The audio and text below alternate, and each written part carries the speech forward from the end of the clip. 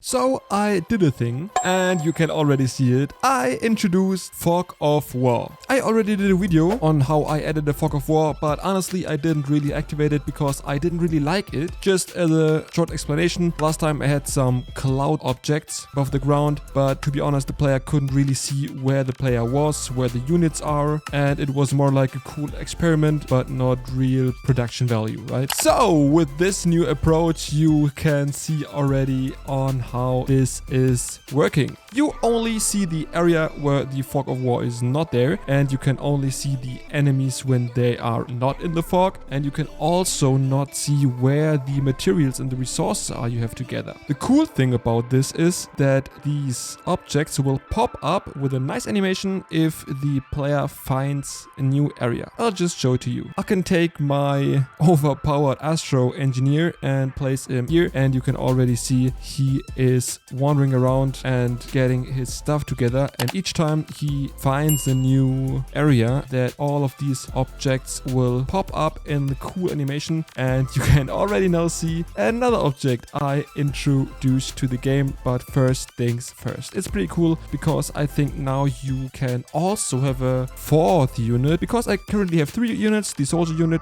the stone gatherer and the wood gatherer, and now we could have, for example, another unit which could be the expeditor, which, yeah, as the name already says, can wander around in the Fog of War to explore the whole planet. Also, I want to show you that you can't place just a unit right here. This is not working. I'm clicking and this is not working. You have to put this unit into an area which you already explored. I really like this new mechanic because it now gives the game a little bit of a discover feature or mode, or how you want to call it, and it's not the plain I just have to gather resources. Now you have to also find them. And as you already saw in the pop-up animation, I created some new objects which are also harvestable. For example, this big pink mushroom, and I added also big brown mushrooms, small mushrooms, and some environment object to make the world feel more alive, at least the grassland side. But this is only possible because I also added a new system which is allowing models on my grid that are bigger than one cell. Because in the last videos you already saw that trees, gold mines, coal blocks, stone objects, everything is just one block or one cell of width and also of length. But now I can have an object of whatever size I want. If it's 2x2 like the mushroom, or 3x2 or 1x100 if this makes sense. But with this change it is possible to add some more life to this whole world, because you can add some kind of ruins or, yeah, just other stuff. But how does this work? Each world object has a data which says the width and the height of the object. With this information we're just passing in the spawn position, which is the offset of the position, and calculate all positions that are possible, or all positions that the object needs, and return them. And then we're checking if any cell is already occupied, and if so, then we're breaking this here and destroying the game object. If not, well, then we have spawned the world object, and then we want to make sure that every cell is aware that this object is on its cell by just setting the world object to the cell. And that's basically it. Yep, and that's it actually for this episode. So thanks for watching. If you liked the video, then please hit the like button. If you don't like the video, hit the dislike button and comment down below what I can do better. Also subscribe to this channel if you don't want to miss any updates on my game dev journey. So see you in the next time. Bye.